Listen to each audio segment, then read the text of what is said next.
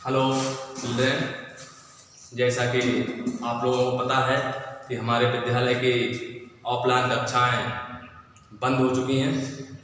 कोविड-19 को दृष्टिगत रखते हुए शासन द्वारा ये निर्णय लिया गया है कि विद्यालयों में ऑफलाइन पढ़ाई ना होकर के ऑनलाइन पढ़ाई कराई जाए, जिसके लिए हमने अपने सब्जेक्ट नागरिक शास्त्र के चैप्टर है नागरिक और नागरिकता।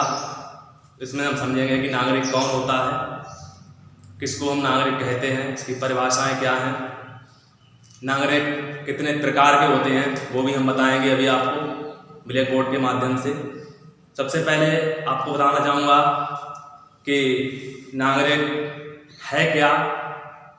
नागरिक शब्द अंग्रेजी के सिटीजन शब्द का हिंदी रूपांतर है, जिसको इसका शाब्दिक अर्थ है नगर का निवासी या नगर में रहने वाले लोग नागरिक होते हैं।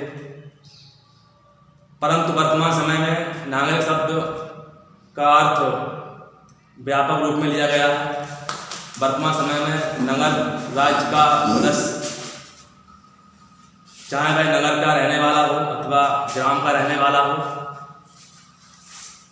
उसको राज्य की ओर से समस्त राजनीतिक अधिकार प्राप्त होते हैं और वो राज्य के प्रति अपने कर्तव्य पालनों का पालन करता है। अब बताएंगे आपको नागरिक के प्रकार।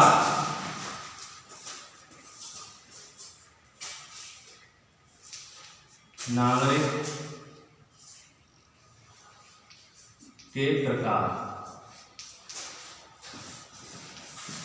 नागरिक कितने प्रकार के होते हैं? नागरिक 4 प्रकार के होते हैं। नंबर 1 है अल्पवयस्क नागरिक। अल्पवयस्क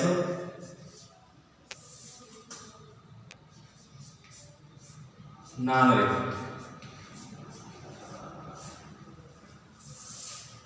ये वो नागरिक होते हैं जिनकी उम्र एक निश्चित समय सीमा से कम होती है।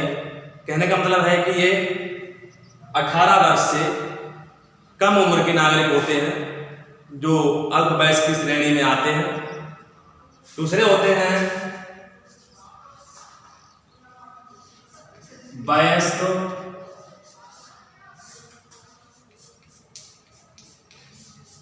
नागरिक। वयस्क नागरिक जिन व्यक्तियों को मताधिकार प्राप्त होता है उन्हें वयस्क नागरिक कहा जाता है। भारत में इसकी जो एक अवधि है कि किस अवधि में भारत में वयस्क नागरिक कहा जाएगा, वो है 18 वर्ष। 18 वर्ष से जिसकी उम्र पूर्ण हो जाती है और 18 वर्ष से ऊपर की आयु के जो नागरिक होते हैं वो वयस्क नागरिक में उनकी गिनती हो जाती है। तीसरा है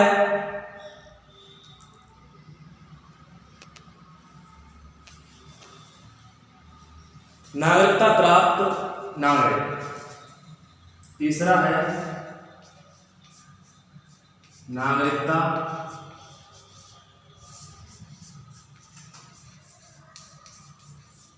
प्राप्त नागरिक।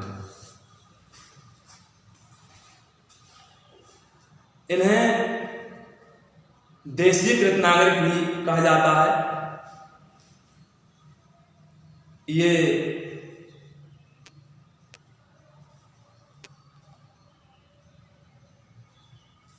विदेशी होते हैं जिन्हें कुछ निश्चित शर्तों को पूरा करने के बाद जो हमारे यहाँ की नागरिकता दी जाती है वो होते हैं। नंबर 4 है मताधिकार। नंबर 4 मताधिकार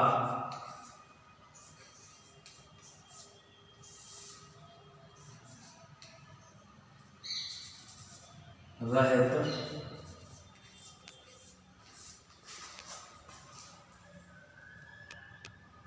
रहित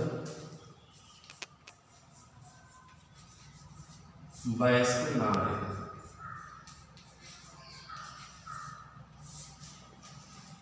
ये वो नागरिक होते हैं जिनको किन्हीं कारणों से मताधिकार से वंचित रखा जाता है, यानी वोट डालने से इनको अधिकार नहीं दिया जाता है।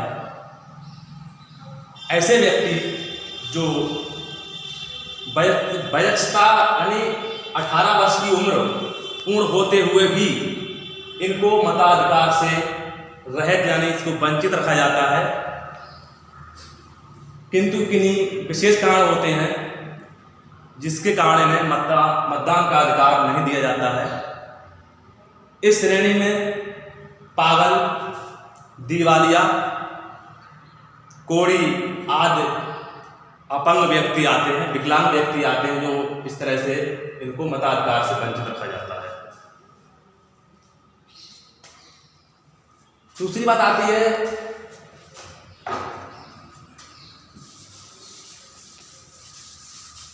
विदेशी। आ जाता है विदेशी।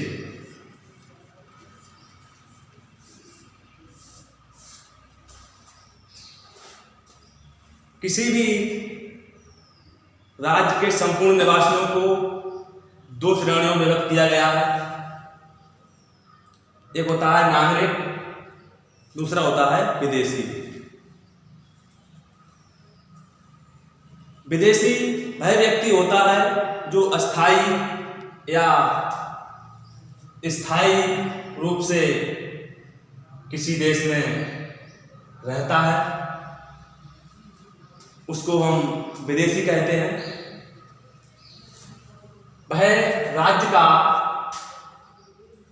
एक स्थायी सदस्य नहीं होता है, अस्थायी सदस्य होता है। चाहे ये जो विदेशी होते हैं इनके हम आपको प्रकार भी बताएंगे कि कितने प्रकार के होते हैं। विदेशी जो है वो 3 प्रकार के होते हैं। विदेशी,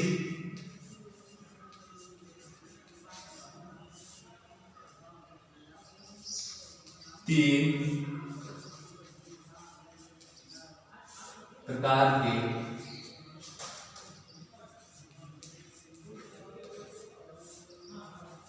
होते हैं। नंबर 1 स्थायी विदेशी।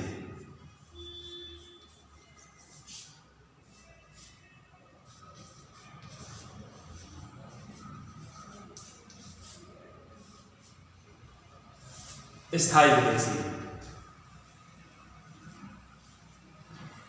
इस श्रेणी में वो विदेशी आते हैं जो अपना वर्तमान देश छोड़ करके किसी दूसरे देश में निवास करते हैं और फिर वो वहां पर जो है स्थायी रूप से निवास करने लगते हैं। ऐसे व्यक्तियों को स्थायी विदेशी कहा जाता है। दूसरा आता है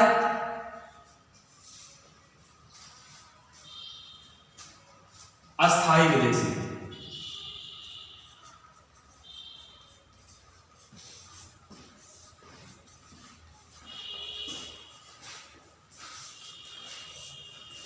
ये इस श्रेणी के ऐसे विदेशी होते हैं जो अपना देश छोड़ करके किसी विशेष कारणों से दूसरे देश में जाते हैं और वहां कुछ अल्प अवधि यानी कुछ समय के लिए जा करके, जैसे इनके कारण होते हैं, जैसे मान लीजिए किसी देश में पर्यटन के हेतु यानी घूमने के लिए गए हैं, भ्रमण के लिए गए हैं, या शिक्षा प्राप्त करने के लिए जाते हैं, या कुछ उद्देश्य ऐसे होते हैं जो व्यापार करने के उद्देश्य से किसी दूसरे देशों में अस्थायी रूप से यानी अमान्यता है कुछ समय के लिए, स्थायी माने रहने वाले, कुछ समय रहने वाले जो पूर्ण रूप से अपना उद्देश्य पूरा करके और अपने स्वदेश को लौट आते हैं, ये होते हैं अस्थायी विदेशी।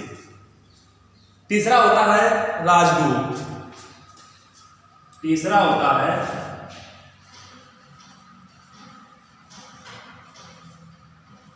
राजदूत।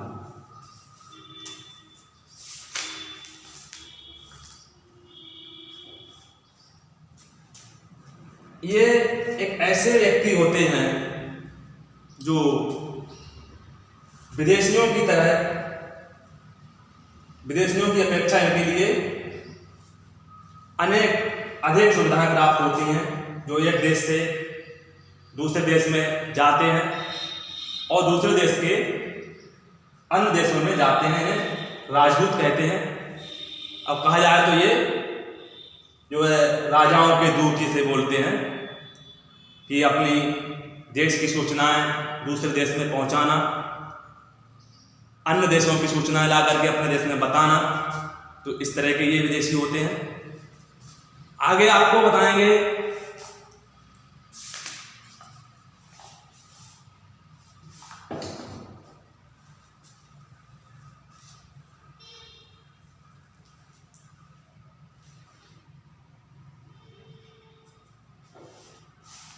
नागरिकता प्राप्त करने की विधियां।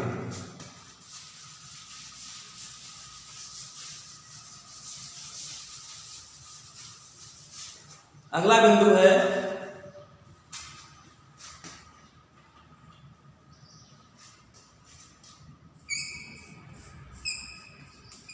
नागरिकता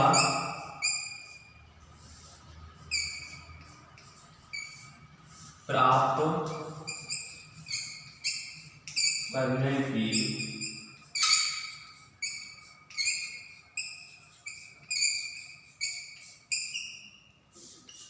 विधियां। नागरिकता को किन किन विधियों द्वारा प्राप्त किया जाता है। सबसे पहला बिंदु है निश्चित अवधि तक निवास। पहला बिंदु है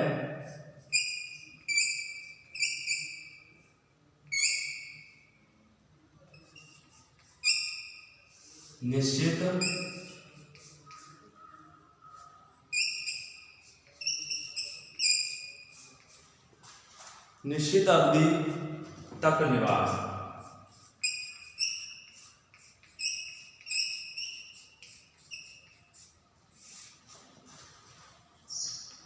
तो बताना चाहेंगे कि नागरिकता प्राप्त करने की विधियां, ये 8 प्रकार की विधियां होती हैं कि 8 तरह से हम किसी देश की नागरिकता प्राप्त कर सकते हैं। इसमें पहला आपका है निश्चित अवधि तक निवास। हम किसी देश में जाते हैं तो प्रत्येक देश की एक निश्चित अवधि होती है, एक निश्चित समय सीमा होती है। जब तक उस अवधि तक हम उसमें नहीं रहेंगे, हर देश की अलग अलग समय सीमा होती है। हमारे भारत देश में हम बताना चाहेंगे आपको, इसकी अवधि है 5 वर्ष। अगर कोई विदेशी हमारे देश में आता है, 5 साल तक वो रहता है, स्थायी रूप से रहता है, तो हम उसको, हमारा देश उसके लिए एक अपने देश का नागरिक मान लेगा।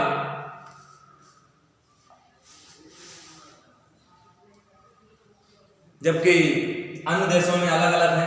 फ्रांस में 10 वर्ष है।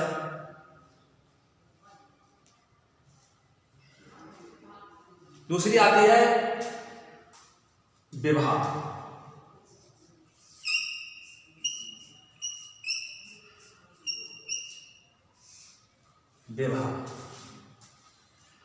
विवाह करने से भी नागरिकता प्राप्त हो जाती है। यदि कोई स्त्री दूसरे देश के नागरिक से विवाह कर लेती है, यदि कोई स्त्री दूसरे देश के नागरिक से विवाह कर लेती है और वो जिस देश में उसका पति निवास करता है, तो उसको उस देश की नागरिकता प्राप्त हो जाएगी। तीसरा है संपत्ति खरीदना। तीसरा है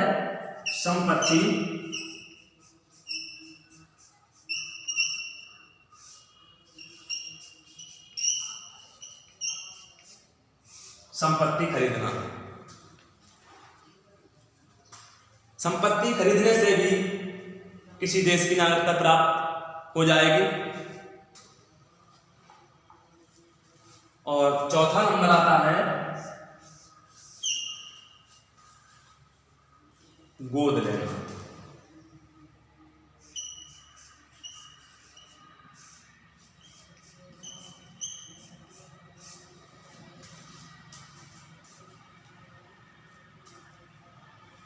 जब एक देश का नागरिक दूसरे देश के नागरिक या नागरिक को गोद ले लेता है, तो उसको जिस देश के नागरिक ने उसको गोद लिया है, तो गोद लेने वाले नागरिक के देश की उसको नागरिकता प्राप्त हो जाएगी। पांचवा आता है सरकारी नौकरी। पांचवा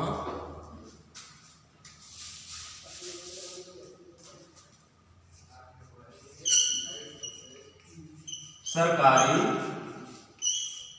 नौकरी।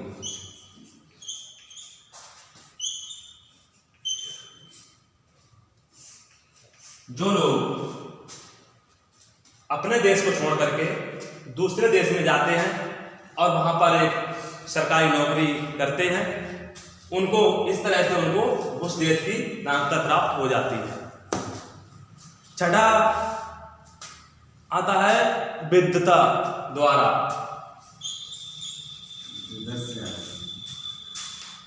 विद्वता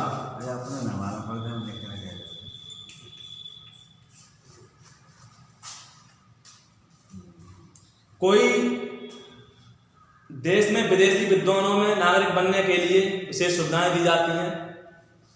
विद्वता होती है जिसे एक विद्वान भी कहते हैं हम,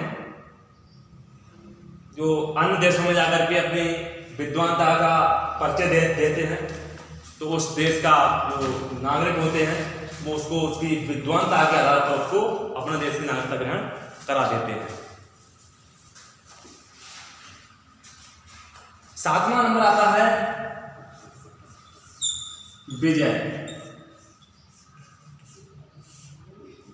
विजय विजय तो आप जानते ही हैं, जीतना या जीता हुआ व्यक्ति। जब कोई देश अपने समीपवर्ती देश को हरा देता है और हराने के बाद हारे हुए देश को जीते हुए देश की नागरिकता प्राप्त हो जाती है। नंबर 8वां बिंदु आता है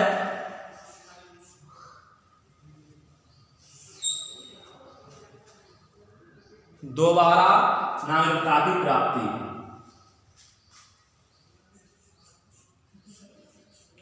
दोबारा नागरिकता की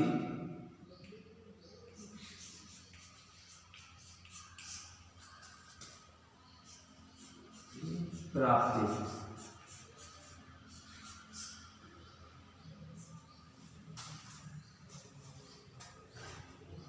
यदि कोई नागरिक अपने देश की नागरिकता छोड़ करके अन्य राज्य की नागरिकता प्राप्त कर लेता है, उसको दोबारा नागरिकता प्राप्त कहा जाता है।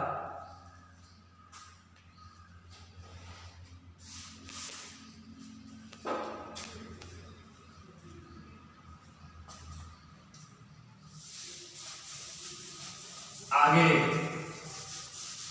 ये हम आपको बताएं कि नागरिकता को प्राप्त कैसे किया जाता है। इस तरह से नागरिकता का प्राप्त होता है, आप समझ गए होंगे।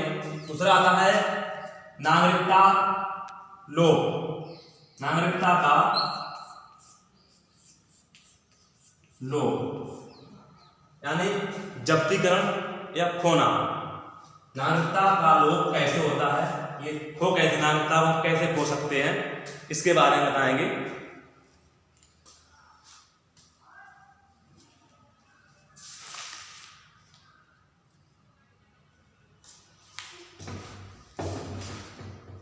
नागरिकता का लोप, इसको हम नागरिकता खोने के 10 कारण हैं। नागरिकता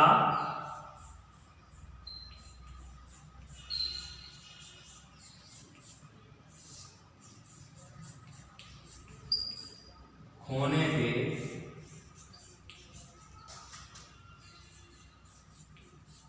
10 कारण।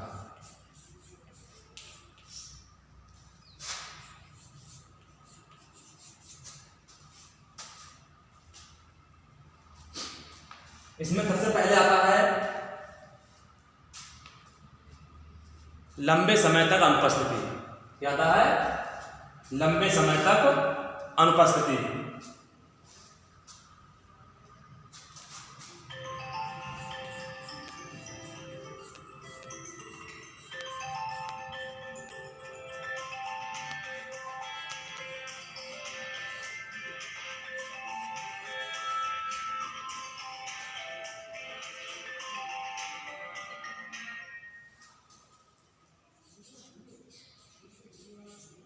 अनुपस्थिति।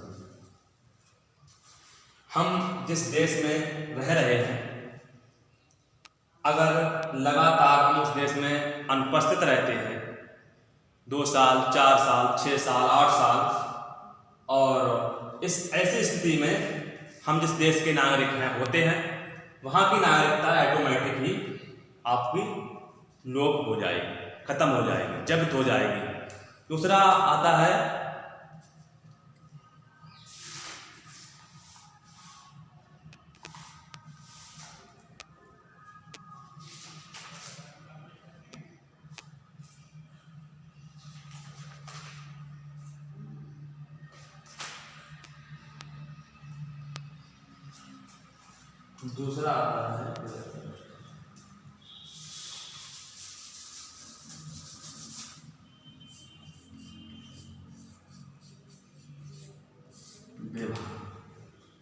विवाह के द्वारा भी हम एक देश की नागरिकता जिस तरह से हम प्राप्त कर सकते हैं, उसी तरह से हम विवाह के माध्यम से एक देश की नागरिकता खो भी सकते हैं। जैसे किसी देश की महिला ने दूसरे देश के पुरुष के साथ अगर शादी कर लेती है, तो उसको अपने देश की नागरिकता समाप्त हो जाएगी और पति के देश की नागरिकता उसको प्राप्त हो जाएगी। तीसरा नंबर आता है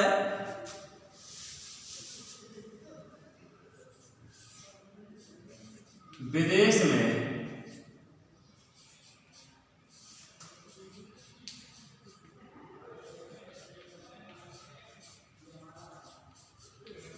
नौकरी। विदेश में नौकरी करना, नौकरी करना।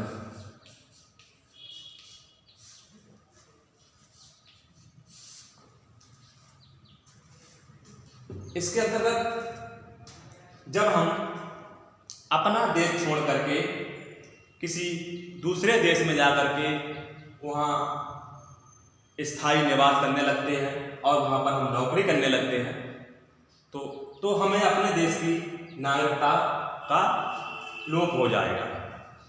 अपने देश की नागरिकता का हमें लोप हो जाएगा ऑटोमेटिकली। और चौथा आता है आपका स्वेच्छा से नागरिकता का त्याग करना। चौथा आता है स्वेच्छा से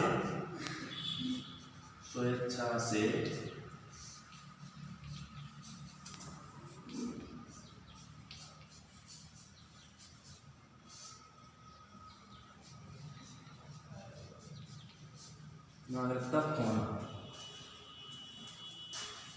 हम किसी कारणों से यदि हम अपने देश की नागरिकता को अपने द्वारा हम खो सकते हैं। जैसे हम कहीं नौकरी करने गए और हम वहाँ पर हमने जाकर के अपना जमीन, संपत्ति, मकान खरीद लिया, नौकरी करने लगे, तो हम अपनी स्वेच्छा से एक प्रार्थना पत्र के माध्यम से भी हम किसी देश की नागरिकता को छोड़ सकते हैं।